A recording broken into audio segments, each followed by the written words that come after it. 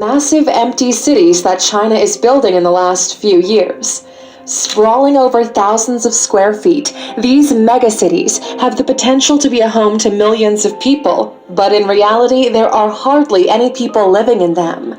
So let us understand why the Chinese are building these ghost cities, even if there's no one living in them.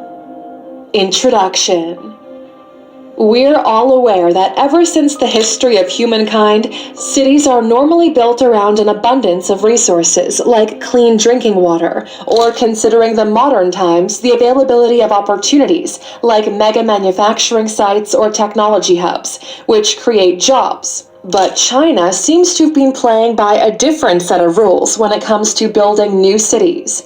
Today, there are 662 cities in China, out of which roughly 50 cities are considered to be ghost cities, since the occupancy rate is way lower than their actual potential.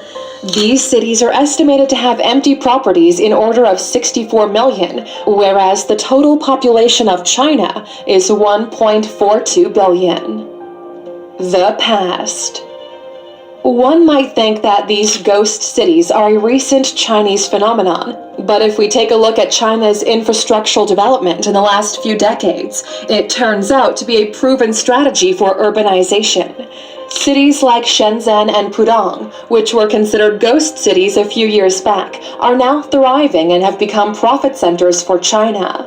Just to give you an idea, the city of Pudong, which was considered to be empty back in 1993, has an occupancy rate of 99% today and is considered to be the most populated district in Shanghai. While Shenzhen, again a former ghost city in southern China, is today considered to be a Silicon Valley of tech hardware. Remember how we said the Chinese play by a different set of rules when it comes to building their cities? Here's the rule they follow. Build a city. Bring a factory near or within that city, and people will come on their own. However bizarre it may sound, this reverse engineering has worked for the Chinese in the past, and we're about to get into the hows and whys behind it. But first, we'd like to share a traveling tip for those of you planning to visit China anytime soon. You might be aware of their internet policy, meaning you won't be able to access any of the free platforms you currently use, but we have you covered. That's why we recommend using a VPN. It's a super easy to use piece of software that protects your data online so the government or other companies can't spy on you and you can enjoy the internet you know and love. We partnered with the great folks at NordVPN to bring you an amazing offer. If you go to alux.com/VPN and sign up using the code ALUX, you'll get 75% off a 3-year plan and a full month for free to see if you find it valuable. Protect yourself today on the internet by going to alux.com/VPN. How it works in China.